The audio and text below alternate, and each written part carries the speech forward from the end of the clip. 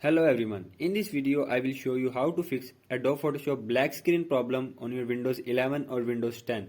So to fix this issue, follow every step as I am showing in this video. And do not forget to subscribe this channel. And also press the bell icon for the latest upcoming videos. Hope so this will fix your problem and help you a lot.